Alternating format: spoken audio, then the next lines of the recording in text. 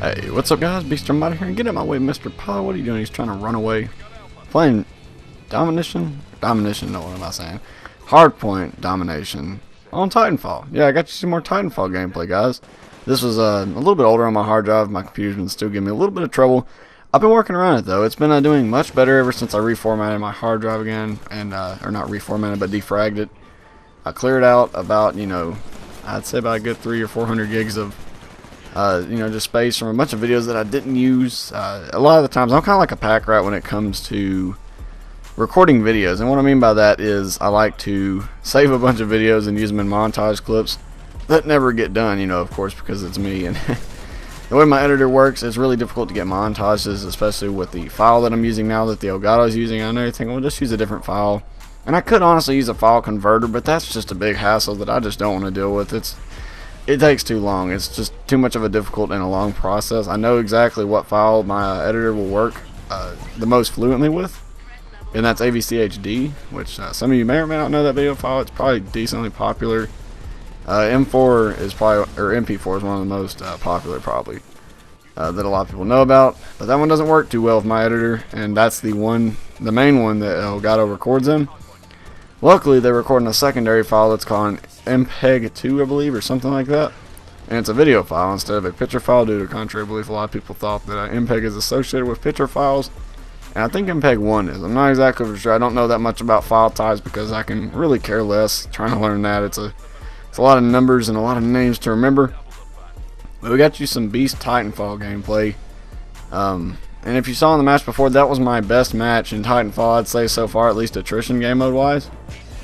And I get out my Titan right here because I hear some dude on my back, and he throws a satchel charge and tells me to catch that C4 sandwich and blows me up. Man, those C4 sandwiches, man, they're really beast in this game. They have a lot of damage. And I'm not for sure, but I think there might be a perk that does more damage with it, like an explosive, makes more explosive damage. I could be wrong. I'm not exactly for sure. Correct me if I am wrong, though, if you do know. But, I've heard rumors all left and right. And, ironically, as much as I like this game, I haven't been playing it the past few days, and I'll explain that really quickly too.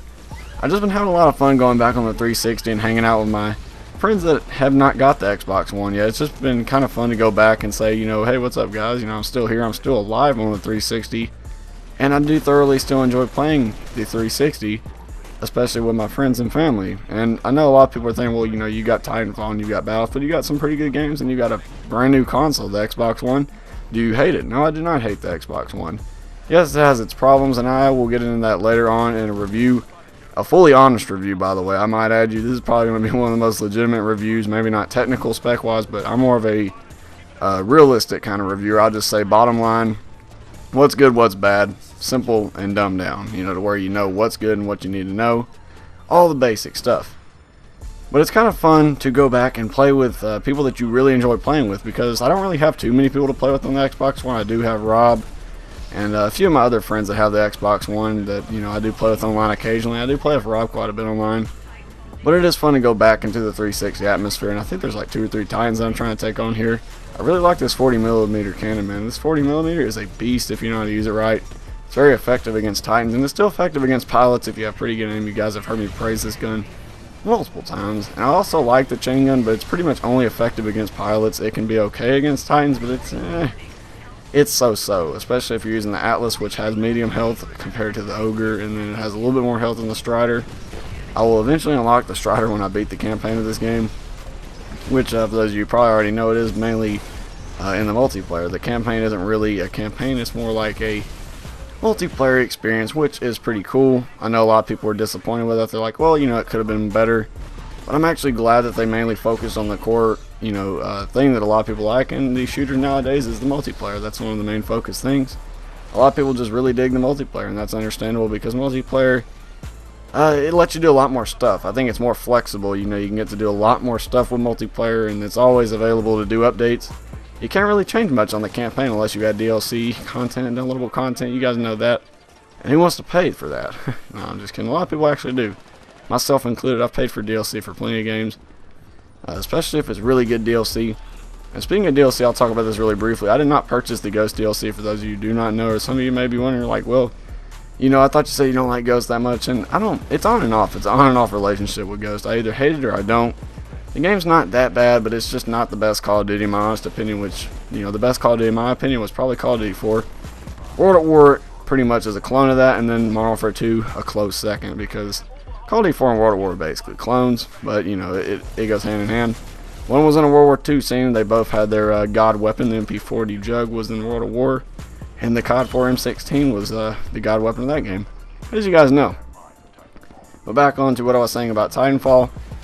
This game's a lot of fun, and I will definitely get back to playing it, but like I said, I've just been playing with all my Xbox 360 friends and just going back and hanging out with them and saying, look, I understand you don't have the Xbox One. That's understandable because, it's a pretty expensive console and people don't just have $550 to drop on it. And a lot of people are still, curious if it's worth it.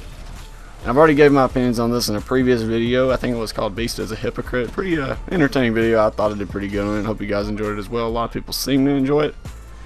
And it was a pretty funny video too in certain aspects, but it is what it is. But I honestly think the Xbox One, at least as the price is right now, it's not worth it. I rarely use the Kinect. I don't really use it that much. The only time I ever use the Kinect is... okay, never. Okay. Yeah, I don't really use the Kinect at all. I mean, there is those rare occasions when I do, and I mean very rare. Like, I mean, the only time I really ever use the Kinect now is if the game gets stuck in, like, you get stuck in a guide menu or something, and when you pull up the Xbox guide or whatever, sometimes it gets stuck where you're trying to review a message or whatever, and you can't go back to the game. I'll just say Xbox go to and then name the game. That's pretty much the only time I use the Kinect, to be completely honest with you guys. So if any of you were curious if the Kinect is mandatory, no it is not, which most of you probably already know this, but I was just wanting to clear that up for any confusion that you may have. But yeah, the Kinect is not mandatory and I rarely use it, so I really don't see why they make me pay another $100 for something that I'm not going to use. I know a lot of people are saying, well, you're paying $100 because it's $100 better. That's not necessarily true. I think the biggest problem with the Xbox One as it stands is just the lack of features. Honestly, it's just got a lack of features, which I don't know if the PlayStation 4 does or does not. Who knows?